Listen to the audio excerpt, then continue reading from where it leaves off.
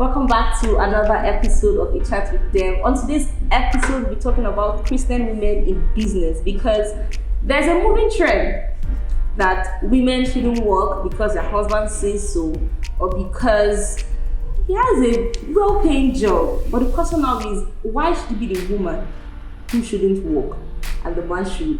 But we're not into that battle right now. But we're here with lovely ladies, lovely Christian ladies who tell us about business, tell us about the corporate world and how to grow. There's a lot of things to learn. Just sit back and don't touch that button.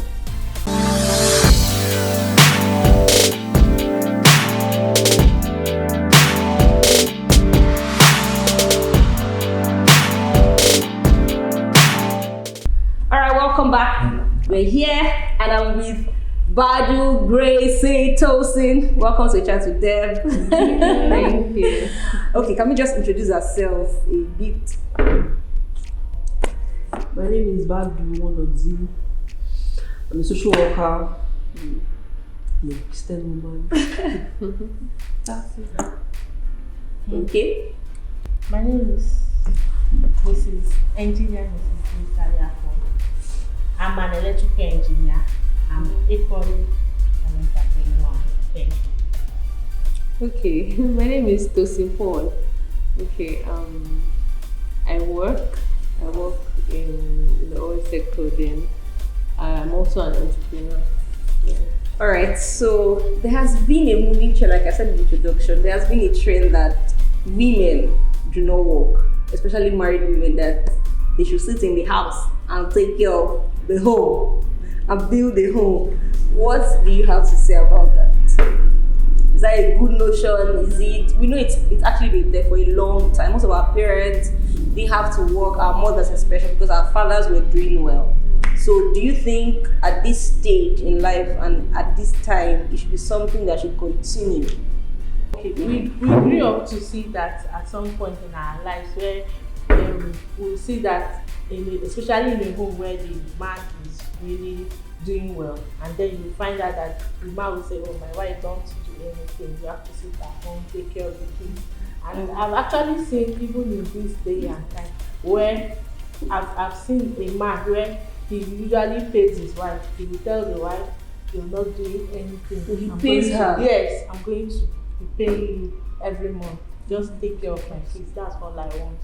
And we are living happily. So for me, I don't think in this our time, I don't think that is necessary. Every woman should do something. Do something with okay. As far as your legs are strong, you have hands. You should think of. There are a lot of things to do. Okay, you know, with your time. You can stay at the comfort of your home. You're making money. So it's not ideal for any woman to just sit at home and say, I'm a housewife or whatever, and then you just want to sit back and not do anything. I don't think it's necessary. Okay, Tosin. Okay, of course I agree with what she said. You cannot say because your husband is saying sit at home, you should be able to do something. Yes, you don't have to do the 9 to 5, or you can sell something. You can start up any. Now there are a lot of businesses that are being done on the internet. Okay. So you can just pick that up as what you want to start with. So every woman should do something because you need the money. Yes, you need the money. The end result is profit. No one is selling anything to be at a loss. Yeah, so the end result is profit. So you need to sell something because you need the money. But is it always about the money? I think that besides that, doing something for me as a woman, it's like I'm adding value. Yes. Not just to my immediate environment, but like I was born and God created me with something. I just can't sit at home. Yeah. So the world needs to see me. The world needs to enjoy what God has put inside of me. So in my small space, in my small sphere, I should be able to give value. So when a man says a woman should sit at home, only you want to enjoy what God is giving, I don't think that's fair. It's not fair. It's not fair. So, because we all have something that we have to give out. So we should be allowed to do that in our own little ways. But we see a lot of women saying that their own work is to take care of their children, and some are very comfortable with it. And it's a job. They are very comfortable with it. Taking care of their kids. These are people that have degrees. These are people that have got that are master degree holders. And they prefer, when you tell them, go say, no, I'm comfortable sitting in the house. Okay, that's because they have enough to get from, I'm sure they have enough to get from their husbands or something. So that's why they're comfortable. Also, some people do it for just a time. Yes. Okay. Like, the children are small now. Let them grow up to a particular age where maybe they can be a little bit independent. Then I can now use my degree or certificate to do something. I think that is not entirely wrong as far in the sense of let the children feel the motherly love and affection. If the resources are coming in and they are comfortable, 10 years, they're all grown up, then I can now do something. But when it's a forever thing, that's why I have a problem with it. Okay, why do you have a problem with it? I want to say before. The forever thing, I just feel like we have so much to offer this world and we should be given a chance to express it. So if I make that sacrifice of saying, okay, I have a degree, I'll resign from my job, 10 years, let the children go up to a point where they can take care of themselves, and then I now go back, that's fair, it's compromise, just to make the home work. But when the husband is now insisting that as long as I'm married you must do what I asked you to do, stay at home, no, that's not fair. Do you think it's nice when prior to getting married, you didn't have that discussion of whether I'm going to work or not, or neither did you even say, okay, as the man, that you would have to sit at home, and maybe you're coming to the marriage and he's now telling you you're not going to work, and you were working before this time, not because of kids, not because of anything, he's just saying sit at home. If you go ahead and not sit at home, is that wrong? I'm asking because the three of you are married, so let's know from the experience point of view. You know, dialogue in marriage, before marriage, is very necessary, and I want to advise every young person that wants to go into marriage, make sure you talk. That courtship period is a period of getting to know everything, both the present and the future. Because like, just for instance, now as a lady, now you were working, and then all of a sudden you get into the marriage and the man is saying you have to sit at home. Now there's no compromise there. we have to settle it, because it's a very serious issue. We have to talk about it after marriage. What next? What am I going to do? And all of that is very necessary. So I think we should always talk about anything and everything before marriage. Okay, Tosin, I know you're in the corporate world, you're an entrepreneur, I'm sure you're also committed in church. How do you manage all these things in one? A married woman, you're doing all these plenty things. How do you manage it?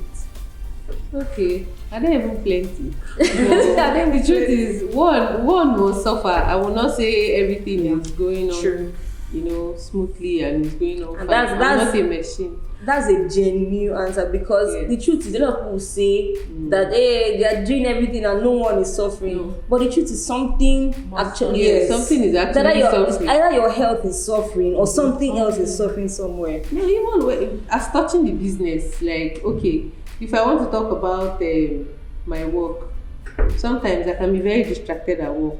Do you understand? Because I'm trying to either post something on Instagram, or I'm calling a supplier or something, or I'm getting furious over why is this thing not here yet.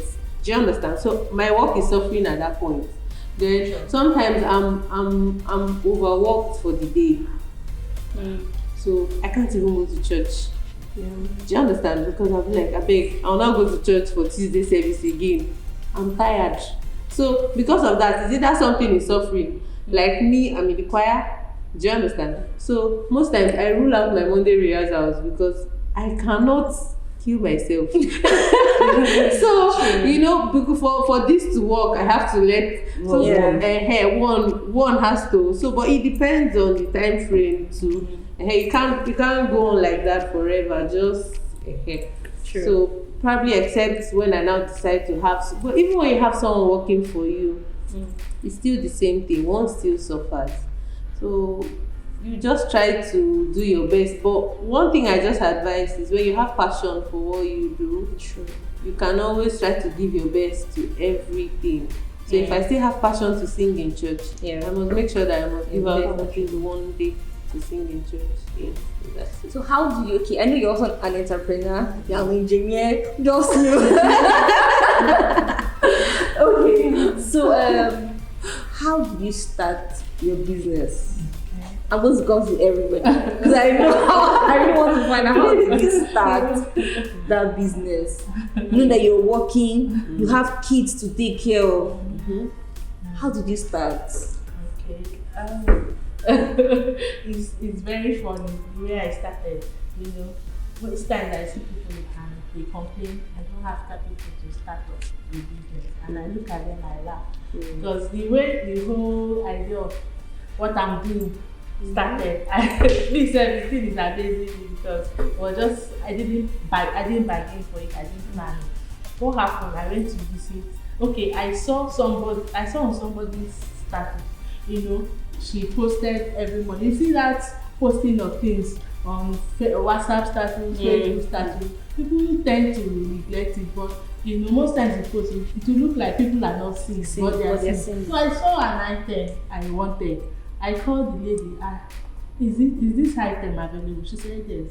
Where is your place? She mentioned. I said okay, I will come. So on a particular day, I went to, you know, to pick up the item from her at that place. So when I got there, I saw a lady. The lady came that brought out a piece of paper that she should tell her prices of things and then she give her pictures. She will go and put it up and then come. That's what they call drop shipping now. Yeah. So when I actually got there for one item. By the time this lady brought out the things she had, I ended up spending over 25k at that spot. So I looked at something in me now said, this thing you're just buying to go and consume. What do you think you turn it into making money? So immediately the lady, shame could not allow me to ask her. So I had to wait for the lady to leave. You know, when the lady left, I told her that thing that lady did, I'm interested. I also want to. I think I like this thing. Can you send me the pictures? Let me just put up for advert. Anybody that comes to me, I'll come and you know, I'll give them my price and then I'll come and pick up. That's how I started my household business. It was not premeditated, it was not planned, nothing. So when I now started, I posted and people started, how much? How much? Is it available? I said yes. By the time I'll tell them, what time are you coming? They'll give me their time. I'll rush, go and pick up the item without even giving her money because I already know her. So I'll pick up, bring it. By the time they pay, I'll do a transfer for her. That was how the whole thing started, and I started expanding without capital. Zero capital. And now I now have my own contact, and now I expanded the business. Now I'm not working with her. I'm not working with, although once in a while, you know, we still keep that relationship, but it's not everything I take from her now. You know, so I now go other places, and then me too, I have my own contact that I work with. So no woman should complain that I cannot do anything. Before now, I've been into several things. You know, as a married woman, I'll just stay at home. You know, I like to be real. I'll just stay at home. My husband will go to work. I'll stay in the house. You know, yes, as a married woman, you're not doing anything, but housework doesn't finish in the at home. By the time you know, you're washing, you're doing this, you're doing that, time is going. And the man will come back and ask you, what have you been doing? When you tell him I'm tired, he'll be like, you've been at home. You've been at home. Do you understand? You have to look for something to do. After I had my second child, I told myself that I can't continue like this. This is not the life at all. Because you know, when you're not doing something, it will give you that sense of belonging, that fulfillment as a lady that you too can contribute to the welfare of the family. So I told my husband, I want to I told him, I gave him different business ideas. He said, you're going to so tailoring. You will not stay, I will not see you because I know you. Once you put your head, you're very passionate. Once you put your head inside something, this children will not see me, will not have a class. Okay. I started bringing up different things. At the end of the day, I bake. Yeah, I remember that one. I can do a lot of things. Like, so every woman should try. Look at that thing you love doing. What you can do effortlessly without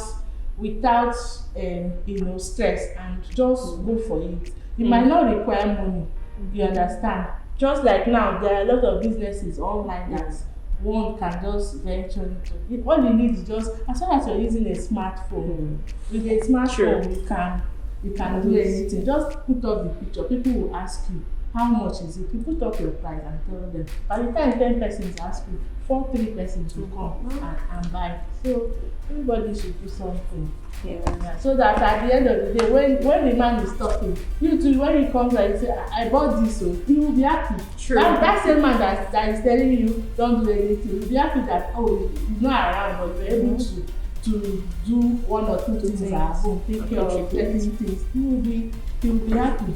And one thing I picked up from your story is information. As much as you went to get something, you didn't just some people just walk blindly and they miss out on opportunities. Exactly. Miss out on opportunities. You went there to get something. Somebody was there, and your ears were not just closed. That's the thing with people. You go to a place, you're just closed-minded about my thing. You're asking. You had an open mind. That was why you were able to get that, and that's one thing a lot of ladies don't have, and they find it difficult. Oh, my fellow one, what are they ask her? I beg. Exactly. See, let me to shock you. I beg. This person was even my junior in school. That if I want to carry my, sometimes it's pride that is making us ladies. How can I go and this thing? How can I do this thing? How can I go to somebody? Why is it always like that? Why is it always like that? Why is it always like that? Why is it always like that? Women, we have one kind of problem. We'll talk about it. We'll talk about it. So, okay, Tosin, how did you start your business? By the way, we're wearing. Okay. This is her product. No fake zone. Original. How did you start? Okay, how did I even start the episode? Because we know that hair is quite expensive. Bone straight. Quite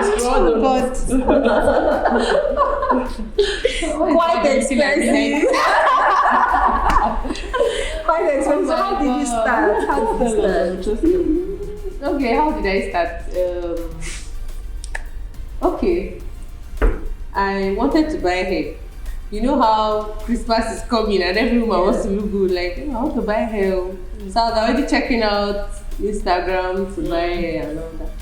Then I met someone that was like, don't buy hair from this particular person. I bought my wedding hair from her and it's terrible. I was like, are you serious? Why is it that this hair issue is always everywhere? People are always complaining my hair went bad after some months. I was like, is it that there is nobody that sells good hair? Or is it that it's just difficult to see them? So I thought, okay, I can actually sell this thing. So I said, okay, let me gather all the money I have and see. So I called someone that sells hair in Lagos. She's a friend, she's a Muslim person, but you know how because you have her as a friend, you just feel, are you sure she's not selling something good?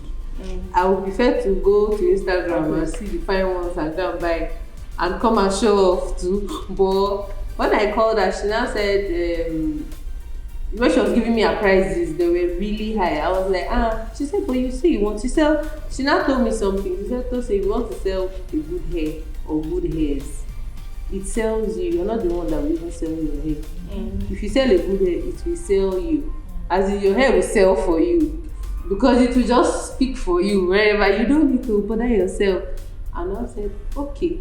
So we had a lot of discussion. I was like, okay, I just want to sell good hair. I don't want to sell anything less than quality. So she was like, okay, we're going to start with 2 million. I said, I don't have 2 million. Do you understand? Like, why I was skeptical about 2 million was, this is a new business. I cannot just put 2 million and start. I said, no, I can't start with 200,000. She said, how much is a good hair that I want to start? You buy only either 1 or 1.5 or 2. And I said, no, because she said, okay, we're going to work with pictures, just like Grace said. So I started working with pictures. Then and I said, okay, I need to have, when people say demanding to see it, I need to have what people can see. So I said, okay, I sent her 500,000, send me something. Okay, let me, when the hair came, I think it was 4 or 500. I almost fainted. I said, I can sustain this thing, I'm not sure. So I said that another 500,000. The hair came again, I said, God, every morning I walk to the bank and say, so this thing like this can be. So I said, okay, no problem, let me just try. She said she's going to support me. Okay. Now, okay, probably we'll go into that later, but women trying to support women. Like, she just told me, okay, I will support you. If you have any problem with this person doesn't want this one, I can always change it for you because I'm a big buyer. Do you understand? She buys in bulk. And that was how, I just started. Though I found it very hard selling off because I felt around my sphere of influence. People, they don't know how to buy hair that is more than this price. No, it's just the price. They want a good hair, but the price now is the problem. So even she at some point, so sometimes I was not selling the hair and I can buy a hair for say 75,000 now. I will now sell it for 80,000. She will now say, what are you doing? Is it because I'm giving you the hair at this price? And I said, okay, I want to start buying from the company. She said, okay, no problem. We'll send the money there, then they will do the whole invoice and send to us. So you will see the price so that you know that you should not sell your hair. So she gave me some contacts also that sell the same thing that we sell. And when I looked at their price, it was far higher. Like someone can buy something for say 300,000 now and sell it for 3 times of that price. Wow. So do you understand? So, but the truth is, I don't want to start going to hair business. But the truth is, starting up this kind of business, the kind of business I do, yes, it requires capital. Even if it's not so much, just a few. But the thing is that you also have to make sure that whoever is buying is paying you. If you don't have that kind of bulk money to put into it. If you have bulk money, you can part away with your money. You understand? But if you don't have, you should make sure that whoever is buying is paying. Just like she said something, that when someone orders for something, she will go and pick it up and give the person when she was starting, right? So imagine she goes to pick it up, then the person that she's giving it to said, I will give you the money later. It's already frustrating the business. So there are some kind of businesses that you can do. You just have to get your money. You just have to get paid immediately. Sure. So that's just how it is. So I don't know what to say again. Okay, Badu. You're deep rooted in the corporate world. Deep rooted. I want to ask about your, should I call them clients or people you meet on a daily basis? How do you? I know you always meet bad, but I'm coming to customers, even for both of you too. How do you interact with them? How do you handle them? How do you bring down the fire inside their head when they are set their mind to disturb you that day? How do you handle those kind of customers? Okay, in the hospital where we work, in a way that, so let me add, in a way that you project your personality as a Christian. You project Christ. In the hospital where we work, you really come in contact with people that are, most people that come to us are people that need help. So sometimes they are humble, but sometimes you see people that are poor, need help, and are still arrogant, and will insult you and shout at you when they want you to help them. So when I felt that, it was learning from my bosses, and I see the way they are calm. You have a very calm disposition. You allow the person to exhaust themselves. When they finish talking, then you now start asking them personal questions, one after the other, that will break them down. You just see them literally break down. So for me, I had to learn the skill of learning how to listen to people, try not to be judgmental, very important. because people come to you with different stories, and you just try as much as possible, listen to them with an open mind. Because try and put yourself in their shoes. This could happen to me. It could happen to my brother. This person coming to the hospital and not having resources to take care of yourself can happen to anybody. No matter how you plan, even if you plan for my bride is pregnant, she's going to give birth, I have 200,000. It's a good plan. But sometimes you come to the hospital and before you know you're spending 500, and you see a responsible man looking like didn't have a plan, but things happen. So you're learning how to not be judgmental. You're learning how to give people make people make informed decisions, and that means that you have to have information yourself. True. So when you're talking to someone about HIV, for instance, you know what you are saying. So somebody doesn't leave your office and just go and faint because they said, "Oh, you have HIV, you're going to die now." No, you know that kind of thing. So we always have to keep up with what is trending. We need to read.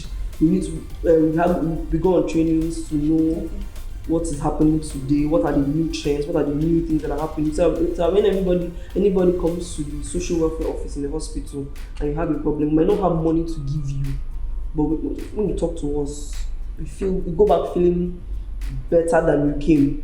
And then sometimes also, my mom used to say, when you meet patients that are at the verge of dying, I am trying to pass on the message of Jesus Christ to them before.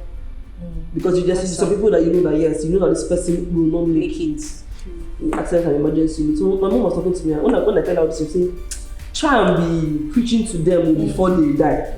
I'm still trying to build the confidence. We talk to them about God, pray, you know, understand, but I'm talking to a total stranger that is helpless. At that time, you know this person is going. I'm still trying to build up the courage. When I do, I know it will help me. Just boost my. Well, I never had a clue that there was anything like social welfare, to be very honest. I had no idea. I'm hearing it for the first time. Okay, because I mentioned the fact that I know, yes. Had any need for social welfare. No, it's not like that. No, I know. I had no clue. I knew that if somebody wants to die, the doctors will come and pray for the person. Yeah. That's all. Are you serious? So how do people just come to the hospital like, I want to do social welfare? Just like that? No, the usual recruitment process, but some skill sets, like people that study guidance and counseling. No, I mean like if like I have a need. Oh, okay. I just come to the hospital. Maybe if I'm having a psychological issue. Usually you're in the ward. Oh, Then the doctors they refer you to us. Okay. And then usually official written. Some people walk in. Some people just walk in and say, I'm looking for social welfare, I have a problem. So many people come with a whole range of issues. I used to think it's just maybe just have like therapists, special people. Some doctors will do their part, the medical part, but some things are psychosocial. You just need someone to some sicknesses is just stress. Just need someone to just talk to you and you see everything will be okay. Sometimes I'm managing the medical aspect, but you see this person is still having some psychosocial issues. So we just come once in a while, do some talking. So wow, that's Even nice. all these children that they give birth to by the road and dump, they bring them to social we take care of them before they move to. Wait, so it's actually working in Nigeria? It works. The problem with it works. It's supposed to work, but just the Just we have this thing thought that it is just only not worked making it abroad. work. I thought it only worked where you have kids that their parents can't take care of. You now come, social welfare is here, they'll knock on your door and carry your kids and go. Yeah, we handle. I had it worked in Nigeria. We have resources that like the child who can come and low blood, the child needs transfusion, and the parents are not available, but maybe the mother is unconscious, the father doesn't have. We try and raise funds just make that child makes it. Okay. Can people pass through them to adopt children? Yes. Oh, But we now refer to ministry. To ministry. Wow. Nice.